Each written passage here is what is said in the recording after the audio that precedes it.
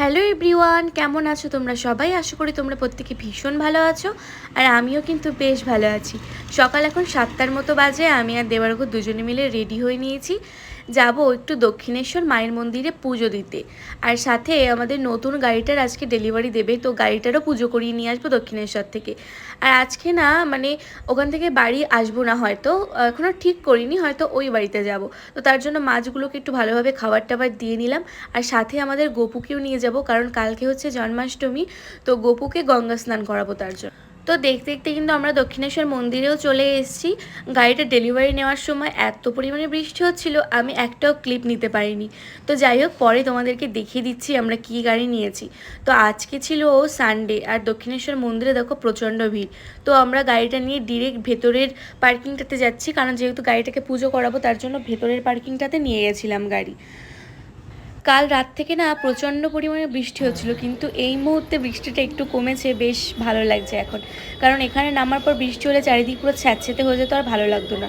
তো ওই যে ওই লাল কালারের গাড়িটা আমরা নিয়েছি, আর গপুকেও কোলে নিয়ে নিয়েছি। এখন যাব গঙ্গার ঘাটে, গপুকে স্নান করাবো, আমরাও সবাই মাথায় একটুখানি জল ছিটাবো, তারপর যাব পুজো দিতে।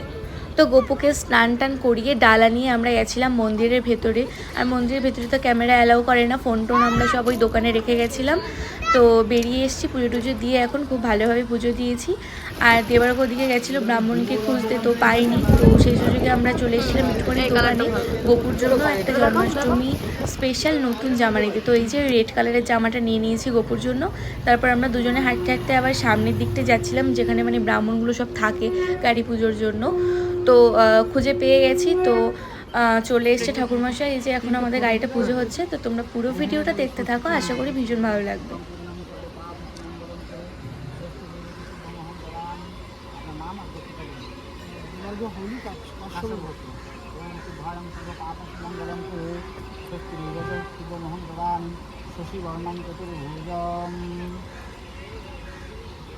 আমাকে এই লাল চেরিটা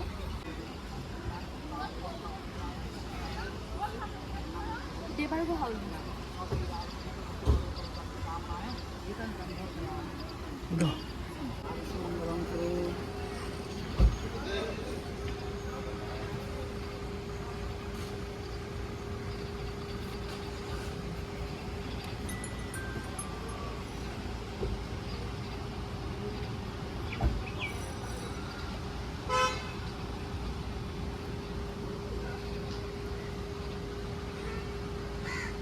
চারটে চাকাতে নিয়ে জলটা দিয়ে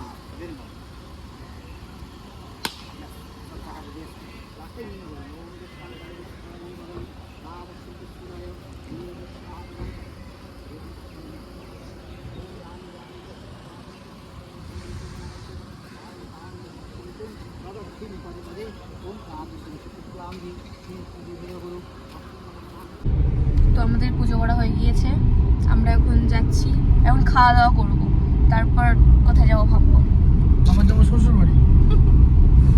মানে বাড়ি যাবো কি না দেখছি, এখনো মানে ঠিক নেই। বাড়িতেও বলেছি ঠিক নেই, তো খাওয়া দাওয়া করিয়ে আগে তারপর ডিসাইড করবো বাড়ি যাবো কি যাবো। কালকে যেহেতু লোকনাথ পুজো, তো সবাই কিন্তু দক্ষিণেশ্বর ঘাট থেকে জল নিয়ে খালি পায়ে হাঁটতে হাঁটতে যাচ্ছে বাবার মাথায় জল ঢালার জন্য। তো যাই হোক, এখন আমরা এয়ারপোর্ট ক্রস করছি, খুব ভালোভাবে পুজো দিলাম।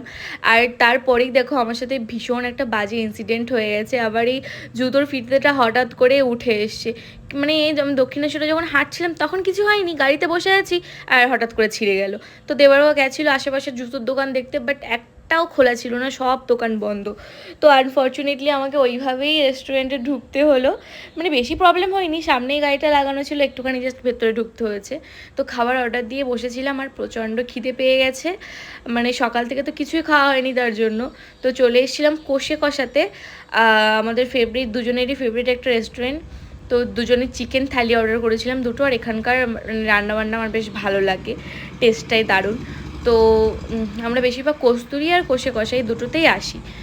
তো যাই হোক, আর কি করব, রাস্তায় একটা জুতোর দোকান দেখে এখান থেকে এই জুতোটা কিনে নিলাম, বেশি অপশান ছিল না, তো এই জুতোটাই আমাকে নিতে হলো।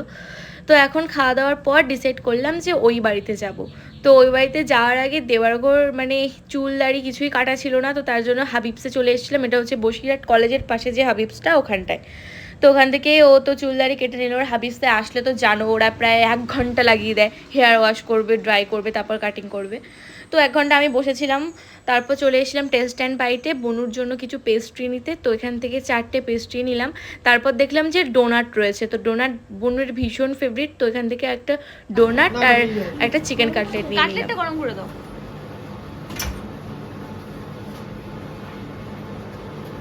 তো সারাদিন বেশ ভালোই কেটেছে, সারাদিন 1 ফোঁটা বৃষ্টি হয়নি। আবার দেখো সন্ধ্যে থেকে বৃষ্টি আরম্ভ হয়ে গেছে।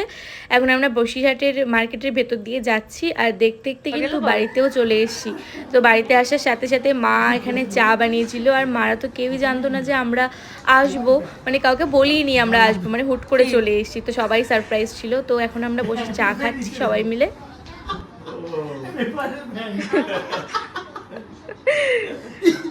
রেনকোট আর গপুকে এখানে বসিয়ে দিয়েছি, এটা হলো গপুর জায়গা। গপু যখনই আসে এখানটায় থাকে, তো ওখানে ওকে বসিয়ে দিয়েছি সুন্দর করে। আর কালকে জন্মাষ্টমী, বাড়িতেই জন্মাষ্টমী হবে ছোট্ট করে, তো সেই ব্লগটাও তোমরা কিন্তু দেখতে পাবে। তো সবাই মিলে গল্প করতে করতে চা তো খেলাম। তারপর বনু নতুন নতুন নাচের ক্লাসে জয়েন করেছে, তো সেটারই নাচ প্র্যাকটিস করছিল।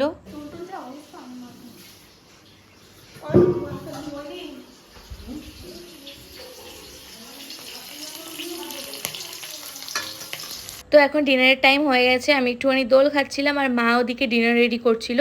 তো আমরা আসবো না বলেছি, তাও দেখো কত কিছু রান্না করেছে, মানে মারা নাকি জানতো যে আমরা আসবই। তো দেখো রান্না করেছে ডাল, পটল ভাজা, তারপর ইলিশ মাছের ঝাল, চিংড়ি মাছের ঝাল, ইলিশ মাছের তেল, ইলিশ মাছ ভাজা আর মাটন।